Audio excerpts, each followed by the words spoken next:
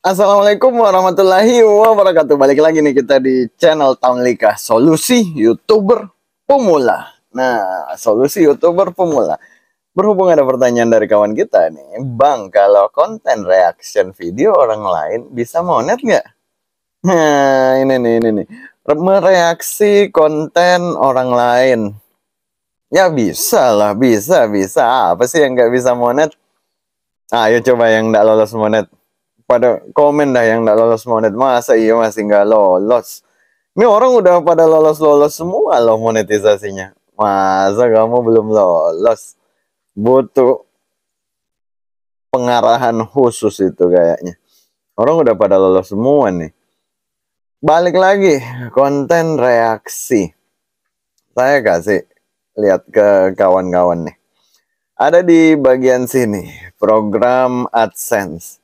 Reaksi berarti, kan pertanyaannya tadi, mereaksi konten orang lain.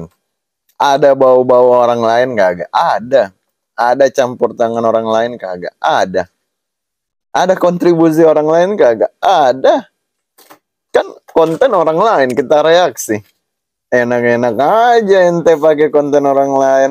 Ah, bisa kayak begitu kan? Bisa gak? Bisa. Menurut YouTube, bisa kagak kayak begitu? Ah, kita lihat langsung dah. Konten yang digunakan ulang, yang dianggap layak. Mana sih yang dianggap layak? Kan lihat sendiri dah. Contoh konten yang dianggap layak untuk monetisasi, termasuk tapi tidak terbatas. Termasuk tapi tidak terbatas. Berarti ini hanya beberapa contoh aja. Tapi dari beberapa contoh ini, kita udah bisa melihat video reaksi berisi komentar Anda terhadap video aslinya. Berisi komentar Anda terhadap video aslinya. Datang ente buat video reaction, misal nih mereaksi video channel Tamlika. Dibuat kecil aja di ujung sini muncul. Dibuat di sudut bawah kecil muncul. Konten videonya orang lain full. Kita di bawah sini kecil, kagak bicara, hanya ngangguk-ngangguk aja. Nah itu kira-kira menurut kawan-kawan itu gimana tuh? Gimana perasaan yang punya video itu? Kita ngaku-ngakunya ngereaksi, padahal kita muncul aja di sudut bawah tuh, ngangguk-ngangguk, oke, ngangguk-ngangguk begini, oke, ngangguk-ngangguk. Gimana tuh? Nah, di situ persoalan muncul. Tapi kalau kita ngereaksi, kita kasih komentar, bukan kontennya orang lain full yang diputar. Nah, itu beda cerita. Beda gak? Makanya ditulis di sini. Di bagian yang tidak sesuai, ini kan ada di bagian konten yang digunakan ulang. Konten yang digunakan ulang merujuk pada channel yang memodifikasi konten orang lain, tanpa memberikan komentar baru, nilai edukasi. Jadi kita kasih komentar kita terhadap konten itu, boleh. Kita kasih edukasi terhadap konten itu, boleh. Nah, ini YouTube sendiri loh yang bilang. Dan memang lolos monetisasi. Kalau kagak lolos, ya kenapa kawan-kawan kagak lolos? Orang udah pada lolos semua itu. Kebijakan ini berlaku untuk channel Anda secara keseluruhan. Artinya, jika sebagian besar video Anda melanggar, kawan-kawan baca dah. Sebagian besar video Anda.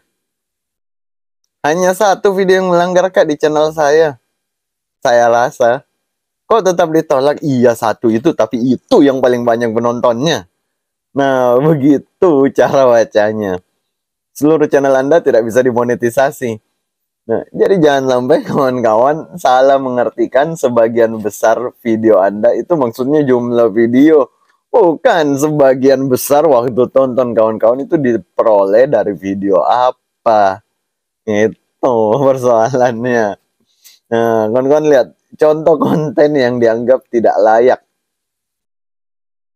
Menggunakan klip untuk memberikan ulasan kritis, adegan film yang diubah dialog atau sulis suaranya. Kita dubbing film orang lain. Nah, ini yang dianggap layak, ini yang dianggap layak. Kita dubbing video orang lain. Kenyataannya kawan-kawan main asal dubbing, kawan-kawan bisa dituntut hukum loh. Hati-hati, jangan asal dubbing film orang lain. Reaksi yang berisi komentar Anda terhadap video aslinya. Kawan-kawan mereaksi. Oke, dari segi YouTube oke. Diterima monetisasi. Saya yang punya video yang direaksi, saya bisa loh mengajukan strike ke kawan-kawan. Lah iya, kok bisa ya? Bisa dong, kan itu video saya. Besar banget lagi video saya diputar di channelnya. Dia hanya kecil aja muncul di bagian bawah, ngangguk-ngangguk, oke. Ya saya laporin aja. Orang lain juga begitu, banyak ini yang DM pada dilapor-laporin. Channel lain laporin channelnya. Tapi memang dia menggunakan video orang lain mereaksi. Tapi kecil aja muncul, ngangguk-ngangguk, oke. Langsung strike 1, strike 2. Ini udah mulai cemas ini, satu kali lagi ini channelnya lenyap. Kan lihat bagaimana bentuk yang melanggar. Klip yang menampilkan berbagai momen dari acara favorit Anda diedit menjadi satu, sedikit atau tanpa narasi. Ini yang sering disalah artikan. Bagaimana maksudnya? Maksudnya kita gabung-gabung beberapa video kompilasi dari channel kita sendiri. Tapi kagak langsung aja bulat-bulat kita gabungin. Tidak ada konteksnya, judulnya juga pas-pasan. Misal ditulis judulnya kompilasi apa, nah mungkin bisa ditulis 1, 2, 3. Selama konten tersebut memang konten kita sendiri, itu bisa. Tapi kalau bukan konten kita, itu butuh sebuah alur, bagaimana sih nama ceritanya, alur videonya. Kalau hanya bulat-bulat ditempel-tempelin, itu bakal ditolak lagi, ditolak. Kayak begini, video singkat Anda kompilasi dari status media sosial lain. Ini banyak banget yang udah ditolakin. Begini semua, entah siapa ya yang mengajar, angkut aja. Video-video dari sosmed, sikat upload, tulis aja depannya kompilasi. Iya cocok, kan diputar sama pihak YouTube-nya. Ingat, ditinjau channelnya, mau ditinjau dulu. Nah, pada saat ditinjau, kena. Pada saat dikena, di situ persoalan muncul.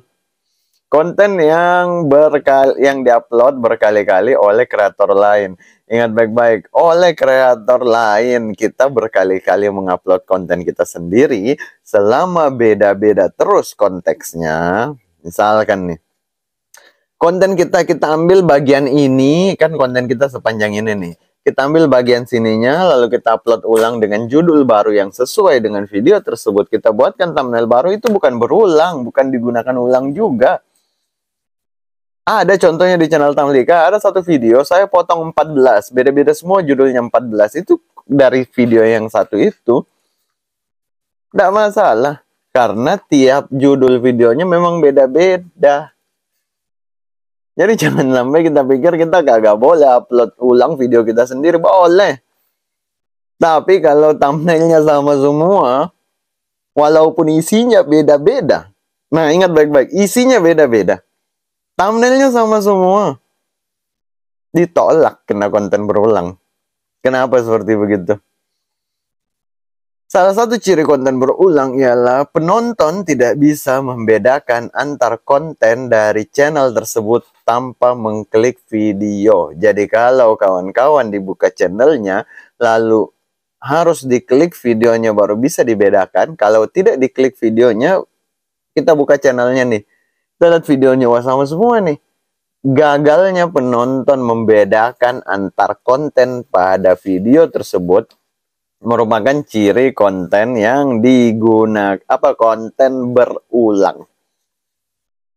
Cocok ori, cocok, isinya beda-beda, cocok.